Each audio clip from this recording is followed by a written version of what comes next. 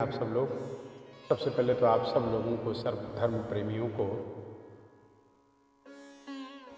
आज के दिन की बहुत बहुत शुभकामनाएं, बहुत बहुत मंगल कामनाएं।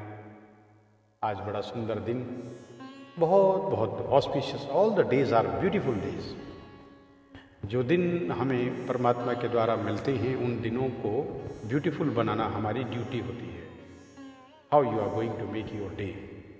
आप अपना दिन बनाना कैसे चाहते हैं, और फिर दूसरा, उस परमात्मा के द्वारा बनाए गए हर दिन शुभ हैं, लेकिन कुछ दिन ऐसे हैं जिन दिनों को फॉलो करने से हमें और ज़्यादा एनर्जी हमारी बढ़ती है, हमारा जीवन सुधरता है, सुंदर होता है और ज़्यादा पॉजिटिविटी की तरफ हमें लेकर के जाते हैं। कुछ दिन ऐसे हैं। तो ऐसे ही इसी क्रम में आज का दिन बड़ा ऑस्पिशियस है, जिस दिन को हम लोग आज गंगा दशमी, गंगा दशहरा और बड़ा पवित्र दिन मानते हैं। और सनातन धर्म में तो गंगा मैया का महत्व सबसे बड़ा माना गया है। और जब सनातन धर्म में, हिंदू धर्म में जब आखिरी समय होता है तो दो चीज़ों की इच्छा हर प्राणी रखता, हर मनुष्य रखता है, सनातनी रखता है कि उसके मुख में तुलसी दल और गंगा जल हो। मेरे मुख में तुलसी दल हो जब प्राण तन से निकले, इतना तो करना स्वामी जब प्राण तन से निकले। मेरे मुख में तुलसी दल हो और गंगा जल हो, दो चीजें, गंगा जल, तुलसी दल और अग्नि।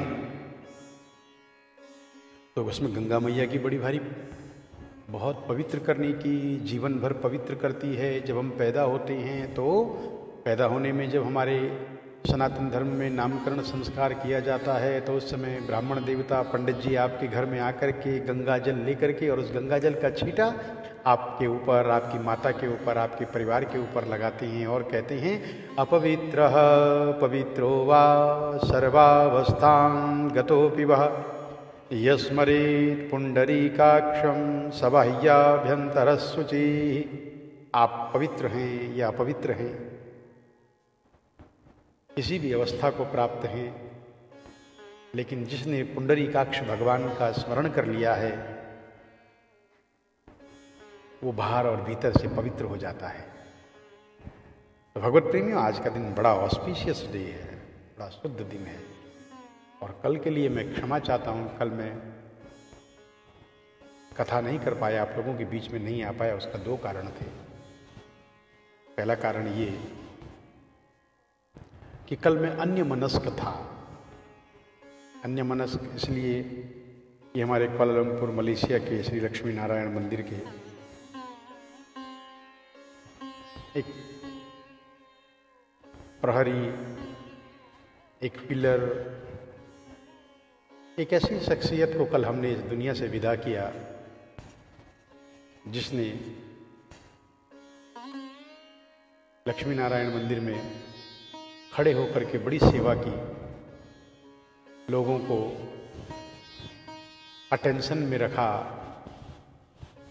हर संडे जो अपकमिंग फेस्टिवल्स हैं, कैसे उन फेस्टिवल्स को सेलिब्रेट करें, कैसे उन्हें मनाएं, कौन कौन से सेलिब्रेशन हैं, उसकी अनाउंसमेंट करने वाले, नवरात्रि में सबको गरबा डांडिया नचाने वाले, पूरे क्राउड को मैनेज करने वाले, इस कुआलालंपुर का एक हीरा जो था, उसको कल हमने इस धरती लोक से विदा दिया और भगवान से प्रार्थना की कि परमात्मा अपने चरणों में जगह दें। कुछ लोग दुनिया में आते हैं, कुछ काम करके जाते हैं। ऐसे ही जीवन गंवाने से क्या फायदा, यूं ही जीवन गंवाने से क्या फायदा। तो कल में इसलिए थोड़ा सा अन्य मनस्क था। और जब मन की स्थिति थोड़ा सा ठीक ना हो ना, तो तब कोई काम नहीं करना चाहिए ऐसा कि जिसे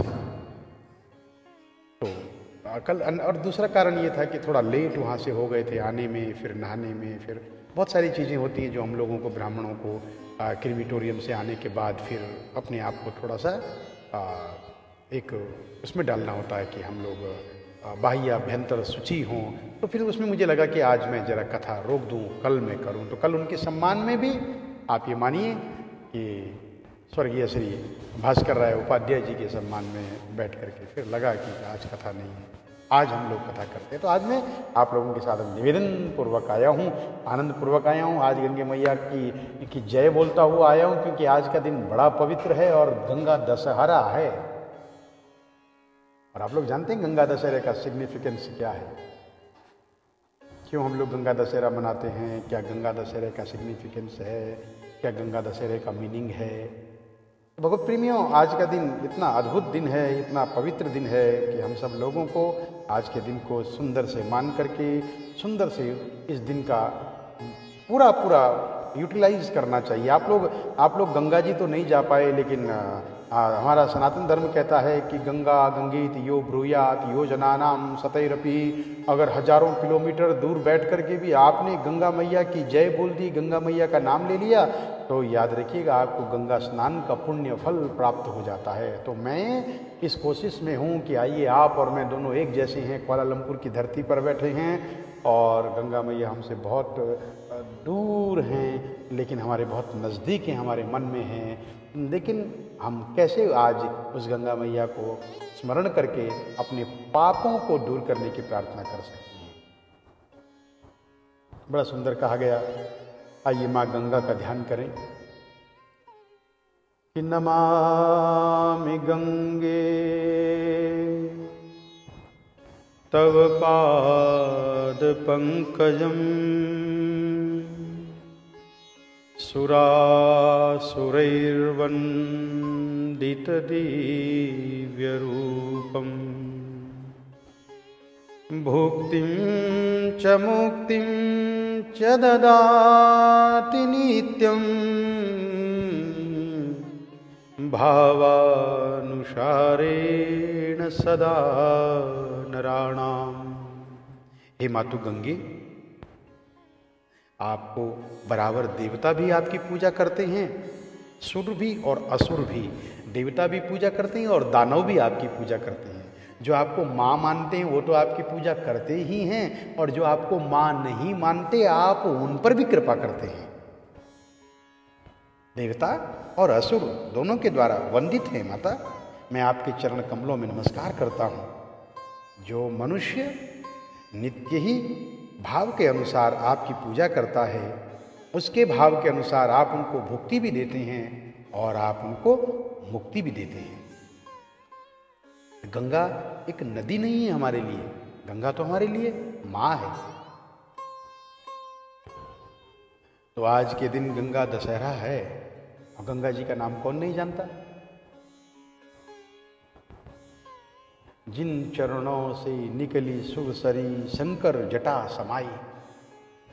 भगवान नारायण के चरण कमलों से ब्रह्मा जी के कमंडलू में थी, ब्रह्मा जी के कमंडलू में थी। और भगवान जब वामन अवतार में आए तो भगवान ने जब इस धरती से पूरा आकाश लोक ब्रह्मांड तक एक कदम से नाप लिया, तो जब भगवान विष्णु ने अपना कदम ऊपर किया, अपना पैर ऊपर किया, तो ऊपर ब्रह्मा जी के कमंडलू से उनका पैर स्पर्श हो गया और उसके अंदर से गंगा जल छलक पड़ा, और जिससे भगवान विष्णु के पैर को धुलती भी वो देव पगा कहलाई।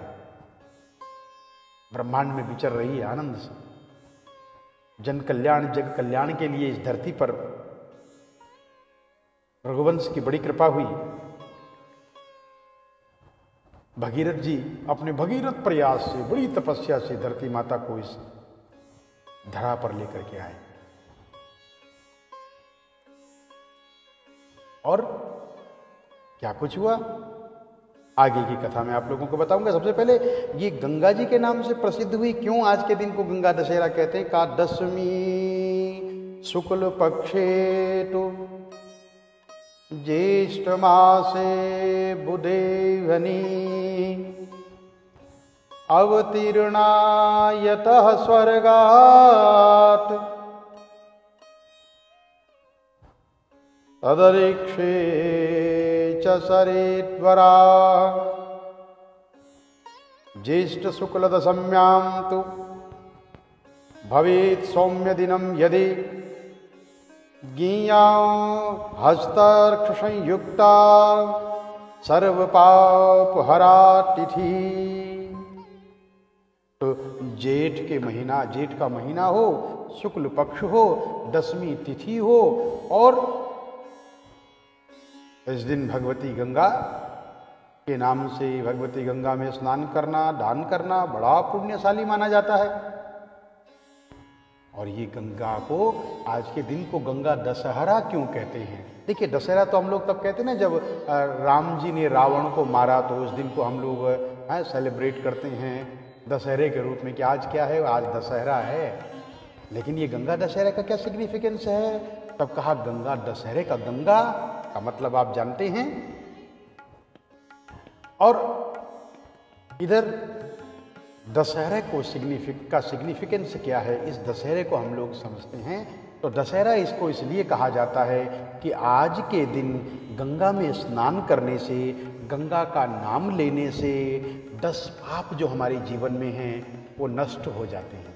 तो 10 पाप कौन से हैं? 10 मीन्स 10 हरा। 10 हरा मीन्स 10 को हरने वाली।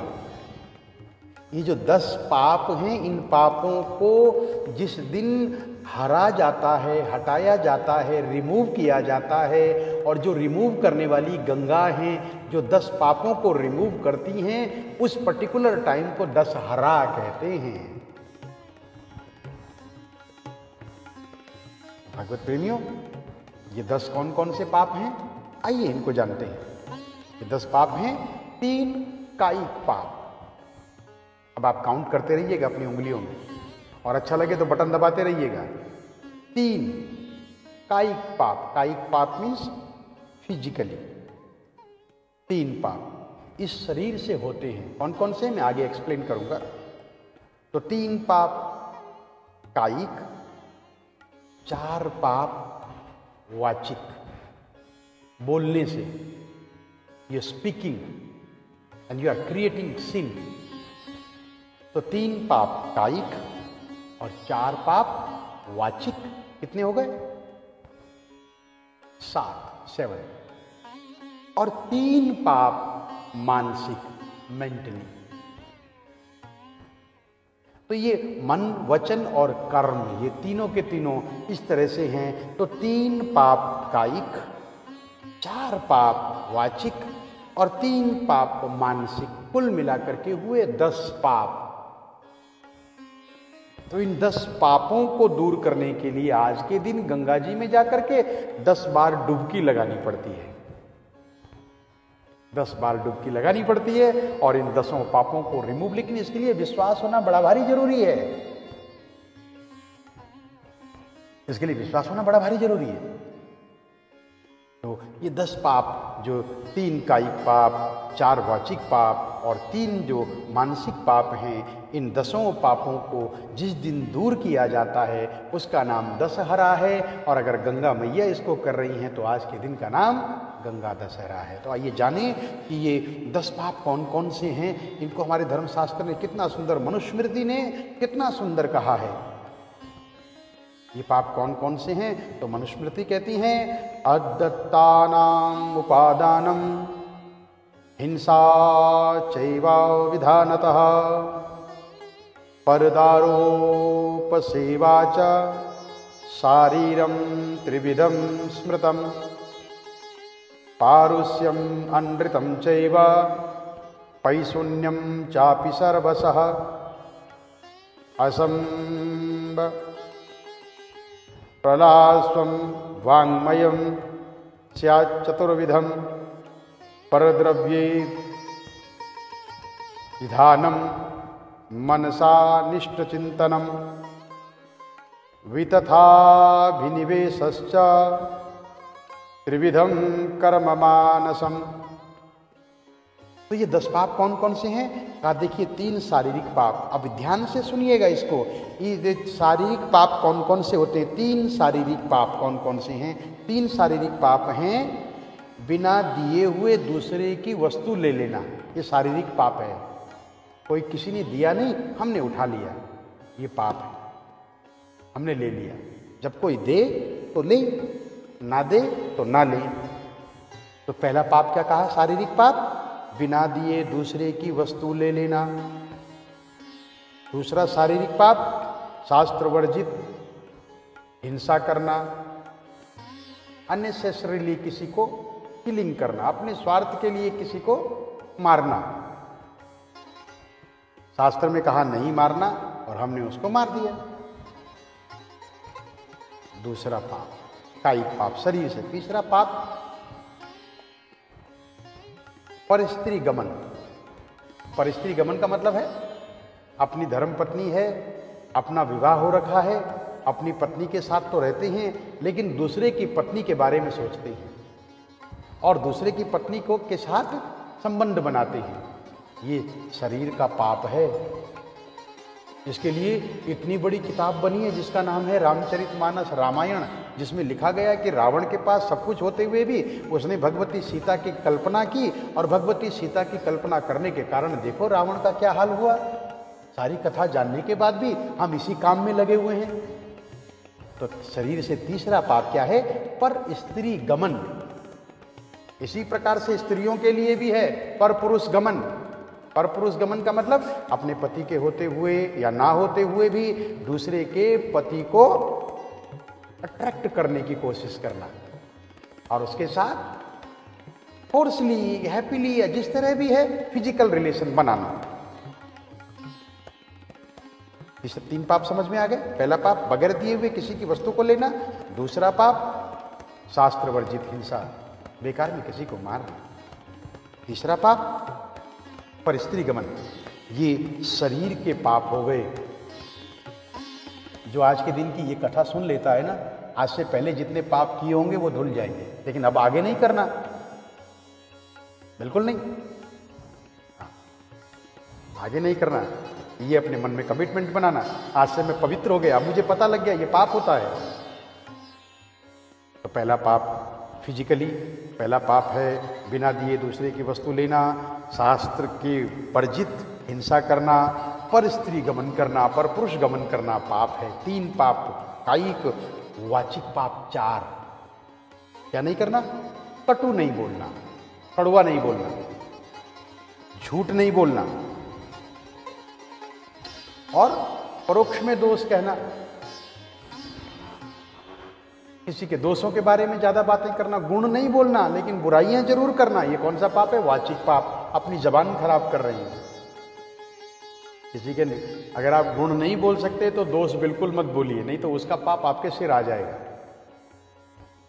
पहला कटु बोलना, दूसरा झूठ बोलना, तीसरा दूसरे के दोष देखना और नंबर 4 निष्प्रयोजन बातें करना, बेकार की बातें, अननेसेसरीली टॉक।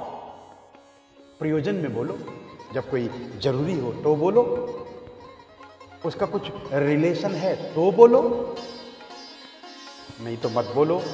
Unnecessarily talk. तो ये 4 दोष किसके हो गए? वाणी की। तो कुल दोष कितने हो गए? 7। अब मानसिक पाप। मानसिक पाप 3 तरह का, 3 टाइप मानसिक पाप। पहला पाप क्या है? मानसिक पाप का पहला मानसिक पाप है दूसरे के द्रव्य को अन्याय से लेने का विचार करना। दूसरे के द्रव्य, दूसरे की चीजों को, दूसरे की प्रॉस्पेरिटी, दूसरे का धन, दूसरे की वेल्थ कैसे मेरे पास आए, कैसे मैं इससे बड़ा सेठ बन जाऊं, कब ये इसको छोड़े, कब ये बेचे, कब ये नीलामी करे, कब इसका ऑक्शन हो और कब मैं खरीदूं, कैसे मैं इसकी चीजें ले लूं। ऐसे मन में सोचना, करना कुछ नहीं। फिर पूछो what you thinking? Nothing nothing. लेकिन क्या कर रही है? मानसिक पाप चल रहा है। तो दूसरे के द्रव्य को, दूसरे की चीजों को अन्याय से जबरदस्ती लेने की इच्छा करना। लेना तो अलग बात है, लेकिन इच्छा करना भी मानसिक। You are thinking bad about others. दूसरा, मन से दूसरे का अनिष्ट सोचना, अपने मन से दूसरे के बारे में बुरा सोचना, इसका कब बुरा होगा, इसका कब डाउनफॉल होगा, कब इसको हम बुराई देखेंगे। अपने मन में यही कल्पना बनाते रहना, यही कल्पना बनाते रहना, यही कल्पना बनाते रहना। और तीसरा, नास्तिक बुद्धि रखना। नास्तिक बुद्धि, आस्था नहीं, भगवान पर विश्वास नहीं, भगवान के नियम पर कोई विश्वास नहीं, उसके नियम को नहीं मानना, उस पर नहीं चलना, नहीं है ऐसा कहना, ये नास्तिक है। तो कुल कितने पाप हो गए? 10 पाप। अब ये 10 पापों में कोई ना कोई पाप तो हम जरूर करते होंगे। कोई ना कोई पाप तो करते होंगे। इसलिए बचपन से लेकर के और आखिरी समय तक गंगा हमारे पास होती है, याद रखना। और हमारे सनातन धर्म में तो अंत में जब किसी की मृत्यु हो जाती है तो उसकी अस्थियां मीन्स बोन्स, क्रीमेट करने के बाद जो हड्डी बच गई है, जो फूल बच गए हैं, उसको लेकर के भी हम हरिद्वार जाते हैं, गंगा सागर जाते हैं और गंगा जी में डाल देते हैं और कहते हैं गंगा मैया सब पापों से मुक्त करना। ये हमारी प्रैक्टिस है। क्यों? क्योंकि अगर 10 पाप हो गए होंगे तो उन 10 पापों से मुक्ति देना, मानसिक पाप, वाचिक पाप और कायिक पाप, इन तीनों पापों से मुक्त करने वाला दिन है दशहरा। तो आइए आपको मैं इस दशहरे की पवित्र कथा सुनाता हूं। आज के दिन जो इस कथा को सुनता है, आज के दिन कथा सुनने का विधान है गंगा अवतरण की कथा। भगवान राम जी का जन्म सूर्य वंश में हुआ, ये सब लोग जानते हैं, अयोध्या में। उनके पूर्वज थे महाराज सगर। महाराज सगर चक्रवर्ती राजा थे। आप लोगों तक मेरी आवाज आ रही है? कुछ डिस्टरबेंस तो नहीं है? म्यूजिक आपको डिस्टर्ब तो नहीं कर रहा है? आप लोग सुन रहे हैं? आप लोग चुपचाप बैठ जाते हैं, पता ही नहीं लगता कि मेरी आवाज आप तक आ रही है या नहीं आ रही है। इस डे एनी इंटरप्शन एनी? सब ठीक है? Thank you.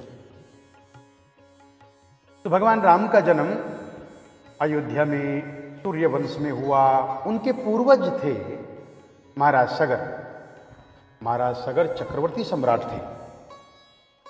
उनकी केसनी और सुमति नाम की 2 रानियां थी। महाराज सगर की 2 रानियां थी, एक का नाम था केशनी और एक का नाम था सुमति। केसनी का पुत्र हुआ जिसका नाम था असमंजस, और सुमति के 60,000 पुत्र थे। असमंजस के पुत्र का नाम था अंशुमान।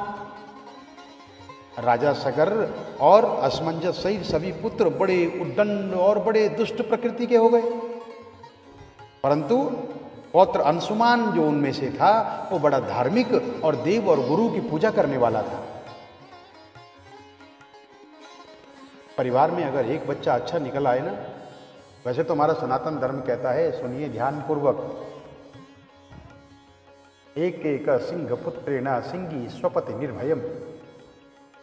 एक ही बेटा पैदा हो जाए और अच्छा हो तो शेरनी आराम से सोती है। शेरनी का एक, शेरनी मीन्स शेर का अगर एक बच्चा होता है तो शेर आराम से सोता है, मां आराम से सोती है, क्योंकि शेर बेटा पैदा किया है ना। और जो गधा होता है ना, गधा, डोंकी, उसके 10 बच्चे भी अगर हो जाए ना तो भी डोंकी सारी जिंदगी भर भारम बहती गर्दभी, वो सारी जिंदगी भर बोझा उठा करके, भार उठा करके ही चलती है। तो ऐसे ही इस कथा में कहा गया कि जो 60,000 बच्चे थे वो सब के सब बड़े दुष्ट थे। 60,000 वो बहुत दुष्ट थे, अधार्मिक थे, उदंड थे। लेकिन उनमें से एक था जिसका नाम था अंशुमान। वो बड़ा धार्मिक था, देवताओं की, गुरुओं की पूजा किया करता था। पुत्रों से दुखी होकर महाराज सगर ने असमंजस को देश से निकाल दिया और अंशुमान को उत्तराधिकारी बना दिया, अपने बाद दूसरा राजा बना दिया। सगर के अन्य 60,000 पुत्रों से देवता भी दुखी थे। एक बार महाराज सगर ने अश्वमेघ यज्ञ किया, उसका ऐसा अनुष्ठान किया। उस अनुष्ठान में, अश्वमेघ यज्ञ में क्या करते थे पहले राजा लोग, एक घोड़ा, हॉर्स, जिसको बहुत अच्छे से सजा करके और उसके ऊपर लिख देते थे और उस हॉर्स को छोड़ देते थे। वो घोड़ा जहाँ भी जाता था उसके पीछे पीछे पूरी आर्मी जाती थी, और जहाँ जहाँ वो घोड़ा जाता था वहाँ के राजा को या तो युद्ध करना पड़ता था या सरेंडर करना पड़ता था। अश्वमेघ यज्ञ के घोड़े को चुरा करके वो सारे के सारे असमंजस आदि वो चुरा करके पाताल लोक ले जाकर के कपिल मुनि के आश्रम में बांध दिया। मुनि को इस बारे में पता नहीं था। इधर सगर के 60,000 अहंकारी पुत्रों ने पृथ्वी का कोना कोना छान मारा, लेकिन उनको घोड़े का कहीं पता नहीं लगा। आखिरी में पृथ्वी से लेकर के पाताल लोक तक उन्होंने एक रास्ता बनाया और कपिल मुनि के आश्रम में जा पहुंचे। वहां घोड़ा देख करके वो कपिल मुनि को मारने के लिए दौड़े। अपनी तपस्या में बाधा पड़ रही है, डिस्टरबेंस हुआ, उसके लिए कपिल मुनि ने उनको तत्काल भस्म कर दिया, श्राप दे करके भस्म कर दिया, बिल्कुल राख बना दिया। गरुड़ के द्वारा इस घटना की सारी जानकारी मिलने पर अंशुमान कपिल मुनि के आश्रम में आए और उनकी स्तुति की। कपिल मुनि ने उनसे प्रसन्न होकर के अंशुमान को घोड़ा तो दे दिया और अपने पिता का यज्ञ पूरा करने के लिए कह दिया। अब अंशुमान ने कहा, इन सब की मुक्ति कैसे होगी महाराज, ये भी बताइए। उन्होंने कहा कि सगर के पुत्र बड़े उदंड और बड़े अहंकारी और बड़े अधार्मिक थे, इनकी मुक्ति तभी हो सकती है जब गंगाजल इनकी राख का स्पर्श करे, जब गंगाजल इनकी राख का स्पर्श करे। अब अंशुमान घोड़े को लेकर के तो पितामह महाराज सगर का यज्ञ पूरा कराया और उसके बाद अंशुमान जब राजा बने तो उन्होंने अपने चाचाओं की मुक्ति की चिंता अपने मन में बराबर उनके होती रही और उन्होंने सारा कार्यभार महाराज दलीप को देकर के, अपने बेटे दलीप को देकर के वो जंगल में चले गए और वहाँ जा कर के गंगा जी को धरती पर लाने के लिए तपस्या करने लगे। लेकिन तपस्या करते करते उनका शरीर शांत हो गया। महाराज दिलीप ने अपने पुत्र भगीरथ को राज्यभार देकर के अपने पिता के मार्ग का अनुसरण किया, लेकिन उन्होंने भी अपने शरीर को शांत किया, लेकिन वो भी सफल नहीं हुए। द थर्ड जनरेशन दलीप के बाद महाराज भगीरथी ने ब्रह्मा जी की घोर तपस्या की और अंत में 3 पीढ़ियों के बाद पितामह ब्रह्मा प्रसन्न हुए और उन्होंने भगीरथ को दर्शन दे करके वरदान मांगने के लिए कहा। भगीरथ ने कहा, हे पितामह, मेरे 60,000 पूर्वज कपिल मुनि के श्राप से भस्म हो गए हैं, उनकी मुक्ति के लिए आप गंगा मैया को पृथ्वी पर भेजने की कृपा करें।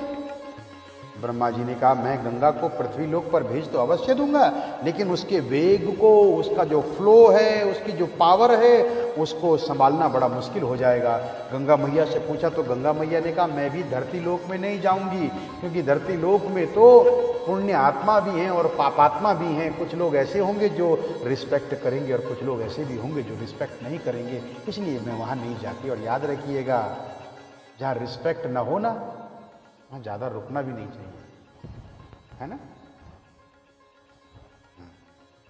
आवत मन हर्षे नहीं, नैनन नहीं स्नेह, रही मन तहाँ न जाइए, चाहे कंचन बरसे मेह। सेल्फ रिस्पेक्ट बड़ी भारी चीज है। गंगा मैया ने कहा, मैं नहीं जाऊंगी। अब कैसे होगा? बड़ी दुखी भगीरथ ने भगवान शिव की उपासना की। एक पैर पर खड़े होकर के भगवान शिव की आराधना की, ओम नमः शिवाय का जाप किया और भगवान शिव ने कहा, क्या चाहते हो भगीरथ? तो भगीरथ ने कहा, प्रभु ये इच्छा मेरी है, गंगा जी आना तो चाहती है, लेकिन उनको रोकेगा कौन? तो भगवान शिव ने कहा, जाओ गंगा से कह दो आ जाओ। उन्हें रोकने वाला धरती पर कोई है? गंगा मैया बड़े क्रोध, बड़े वेग से जब आकाश मार्ग से ब्रह्मलोक से नीचे आई तो भगवान शिव ने अपनी जटाओं में गंगा मैया को उलझा दिया और चक्कर लगवा दिए और बाल भर थोड़ा सा छोड़ दिया। गंगा जी धरती पर आई, आगे आगे भगीरथ और पीछे पीछे। आज का हमारे इस पेज का फोटो देख लीजिएगा, आज का हमारे इस कथा डेली कथा पेज का वो चित्र देखिएगा। चित्र वो भगीरथ हैं और उनके पीछे पीछे गंगा जी आ रही है। जरूर देखिएगा, प्लीज शेयर कीजिएगा। जब भगीरथ जी चले आ रहे थे, वहीं हिमालय में कहीं पर एक ऋषि बैठे थे जिनका नाम था जन्नू ऋषि। जन्नू ऋषि ध्यान में बैठे थे, तभी जन्नू ऋषि ने एक साउंड सुना, एक beautiful sound and very new. ये कैसा साउंड है? उसको जब सुना तो उनका मन बड़ा प्रसन्न हुआ। उन्होंने ध्यानपूर्वक देखा तो ध्यानपूर्वक क्या देखते हैं? वो देखते हैं कि कुछ आ रहा है, कुछ फील उन्हें हुआ। उन्होंने ध्यान में देखा, अरे ये तो कुछ और नहीं बल्कि ये तो भगवान विष्णु का चरणोदक है। जिनके चरणों से स्पर्श करके जो निकला, ये तो चरणामृत है भाई, भगवान विष्णु का चरणामृत, और ये ऐसे बह रहा है जमीन पर, ये धरती पर बह रहा है। तो जन्नू ऋषि ने उस चरणामृत को ऐसे, वो पहले के ऋषियों में बड़ी शक्ति थी भाई, उस पूरे उस गंगा जल को पी गए। भगीरथ आगे आगे चल रहे, पीछे देखते हैं गंगा जी नहीं है। उन्होंने देखा, अरे गंगा जी कहाँ गई? तो देखा कि जन्नू ऋषि ने गंगा जल पी लिया।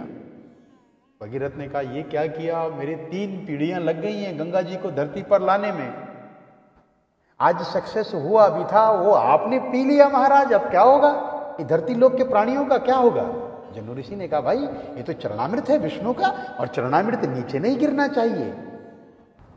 अच्छा, अब क्या किया जाए? तब जन्नू ऋषि ने अपनी जंघा को चीरा। हाय, अपनी जंघा को चीरने के बाद वहां से वो गंगा निकाल दी, तो गंगा जी का एक नाम जाह्नवी भी पड़ा, इसलिए गंगा जी को जाह्नवी भी कहते हैं। महाराज भगीरथ के कारण इनका नाम भागीरथी भी पड़ा,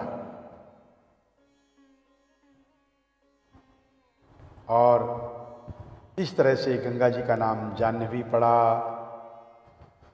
भगीरथ की तपस्या से अवतरित होने के कारण इनका नाम भागीरथी पड़ा, और गंगा मैया, गंगा जी अपने मार्ग को हरा भरा करती हुई, सस्य श्यामला करती हुई कपिल मुनि के आश्रम में पहुंची, और वहां जाकर के महाराज भगवती गंगा ने भगीरथ की 60,000 पूर्वजों की भस्म पड़ी ढेरी को स्पर्श किया। गंगा जल के स्पर्श से वो दिव्यधारी देव स्वरूप दिव्य लोक को चले गए।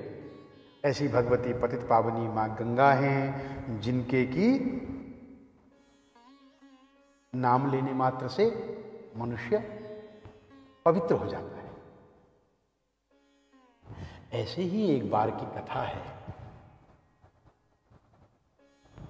आप लोग सुन पा रहे हैं? इंटरेस्टेड हैं? ये चैप्टर क्लोज किया जाए। बताएं, कुछ आपकी तरफ से भी तो हो। मैंने कहा ना, ये पेज हमारा वन साइडेज नहीं है, एक तरफा नहीं है, ये हमारा इनकमिंग आउट गोइंग है। आप चाहें आगे बढ़ाएं, आप चाहें स्टॉप करें। अच्छा, ओके। एक बार भगवती पार्वती और भगवान शिव आकाश मार्ग से जा रहे हैं। उन्होंने देखा गंगा जी के किनारे आज गंगा दशहरा है, सब लोग गंगा जी में स्नान कर रहे हैं, सब लोग गंगा जी में स्नान कर रहे हैं। तो भगवती पार्वती ने शिव जी से पूछा, भगवान एक बात बताइए, ये गंगा जी में नहाने तो लोग जाते हैं, तो क्या इनके पाप दूर हो जाते हैं? ऐसा इनका विश्वास है भी या नहीं है? तो भगवान शिव ने कहा, आइए चेक करते हैं, आज परीक्षा लेते हैं। तुम ऐसा करना, तुम एक गांव की औरत बन जाओ, अपना इस रूप को हटा करके एक बिल्कुल गांव की भूली भाली सी औरत बन जाओ, और मैं बन जाता हूं रोगी, एक बूढ़ा आदमी जिसको कोढ़ हो रखा है, जिससे लोग नफरत करें, जिसके शरीर से पस निकल रहा हो, ब्लड निकल रहा हो, ऐसा जिसको कोई स्पर्श नहीं, टच नहीं करना चाहता, मैं ऐसा बन जाऊंगा। और जो यहां से जाए उनसे बोलो कि मेरे हस्बैंड को उठा करके इस गाड़ी पर रख दो। अच्छा, ठीक। अब लोग आए, वो लेडी रोने लगी, हाय मेरे पति नीचे गिर गए हैं और मैं इनको उठा नहीं पा रही हूँ, प्लीज़ हेल्प मी, मेरे पति को उठा करके गाड़ी में रख दो। लोगों ने कहा, नहीं नहीं भाई, अरे कोढ़ी आदमी है और हम नहा धो करके आ रहे हैं अभी, कहीं ऐसा ना हो ये रोग हमें भी लग जाए। और हम नहीं, हाँ, वो सब लोग इग्नोर करके चले गए। कुछ लोग रुके, उन्होंने कहा अच्छा हम हेल्प करते हैं, लेकिन उस लेडी ने कहा कि देखो मेरे पति को वही टच करना जो बिल्कुल पवित्र हो, जिसके पाप खत्म हो गए हों, वही मेरे पति को टच करना। अब लोग गए तो गंगा जी थे, गंगा जी क्यों गए थे? अपने पापों को धोने गए थे ना। हाँ, लोगों को अभी डाउट है, हम गए थे गंगा जी, पाप धुले या नहीं धुले, डाउटफुल। संशय आत्मा विनश्यति, डाउट है, और डाउट की वजह से लोग अपने आगे बढ़ते रहे। उनमें से एक नवयुवक आया, एक नया यंग मैन, वहाँ पर आया, उसने उसको उठाने लगा तो उस लेडी ने कहा, सावधान, मेरे पति को हाथ तभी लगाना जब तुम निष्पाप हो, नहीं तो उनकी बीमारी तुमको लग जाएगी। अगर तुमने, लड़के ने कहा, माताजी आप चिंता मत करो, मैं अभी गंगा जी से स्नान करके आ रहा हूं, और भगवती गंगा तो आज दशहरा है, 10 तरह के पापों को दूर कर देती है। जब मैंने गंगा जी में 10 डुबकी लगा दी है तो डेफिनेटली मेरे सारे पाप आज धुल गए हैं, ये मेरा पक्का विश्वास है। लेडी ने कहा, यू बिलीव?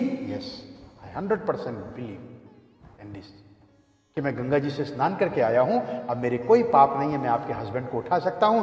उसने तुरंत जैसे ही उस घोड़ी को उठाया, उठाने ही क्या लगा, भगवान शिव अपने रूप में आ गए। कहा, तू ही एक पहला सच्चा आदमी है जिसको इस बात का विश्वास हुआ कि आज वो गंगा जी नहा करके आया है और उसके पाप खत्म हो गए हैं। नहीं तो लोग नहाते तो हैं लेकिन पाप फिर भी रह जाता है। क्यों? क्योंकि विश्वास नहीं है, गंगा जल पर विश्वास नहीं है, गुरु की वाणी पर विश्वास नहीं है, भगवान पर विश्वास नहीं है, और गंगा नहाने से क्या फायदा। कि कभी प्यासे को पानी पिलाया नहीं, बाद अमृत पिलाने से क्या फायदा। कि तरेगा तो वही जिसके हृदय में हर है, गंगा में नहाने से जो पापी